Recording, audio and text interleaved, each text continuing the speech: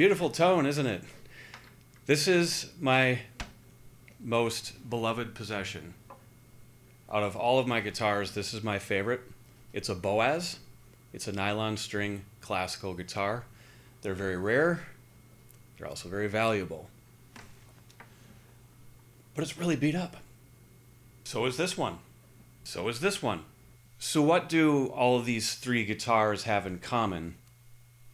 I play them a lot. I play professionally. I play in a metal band. They go outside the house all the time.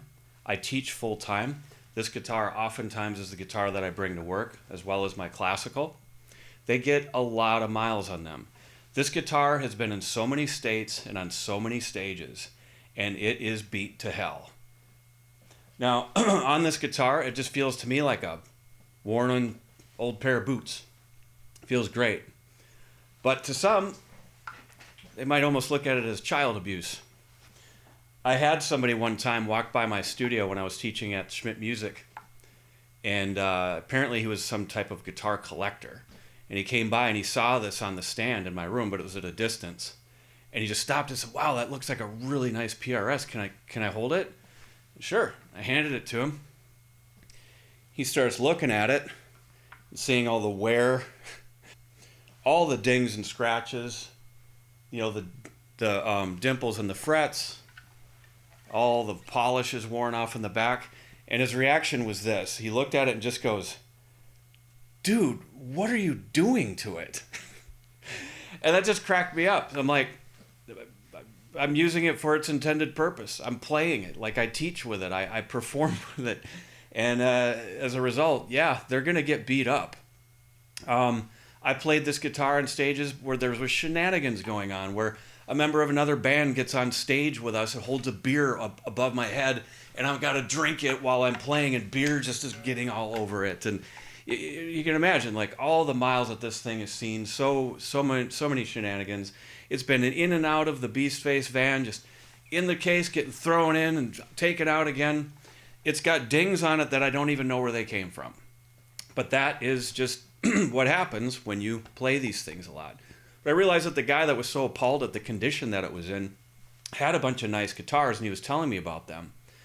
But it sounded like he wasn't really playing them. They were just like in cases on display. And that's fine. If you're a collector, I guess that, that's what you would do. But I buy mine to actually be played. And so they're really beat up. And I thought it'd be kind of a fun video to make, to just talk about these few guitars that have gotten a lot of miles on them. And then hence they're like really beat up. Okay, so this one's my main guitar. I've recorded every Beast Face album on this guitar. And it's, like I said, it's been on a lot of different stages, and I use it for teaching. So subsequently, it's really beat up.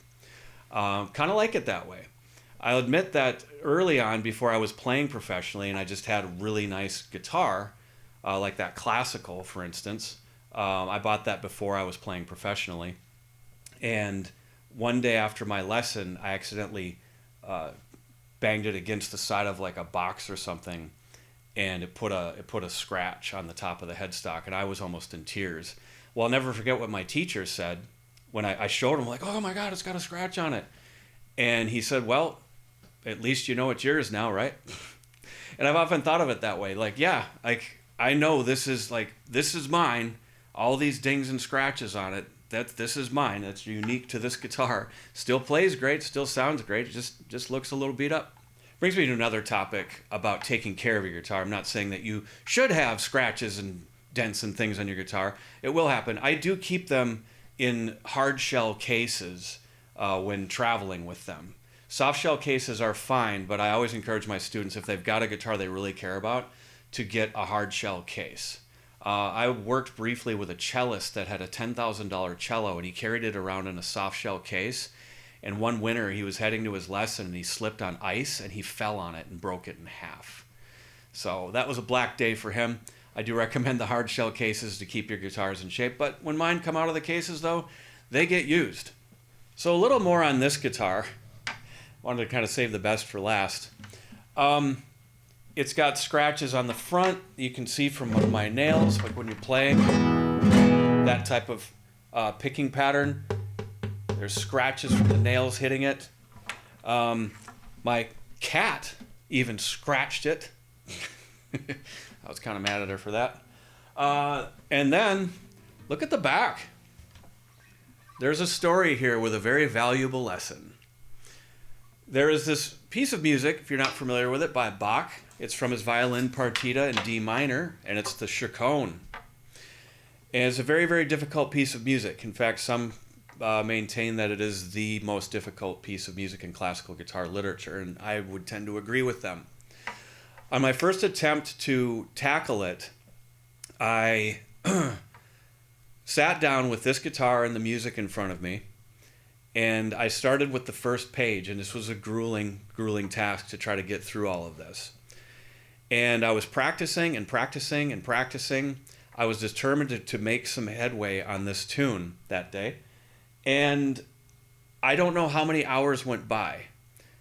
So after maybe 2 hours or 3 hours, I don't know, it was ridiculous. I should have taken a break.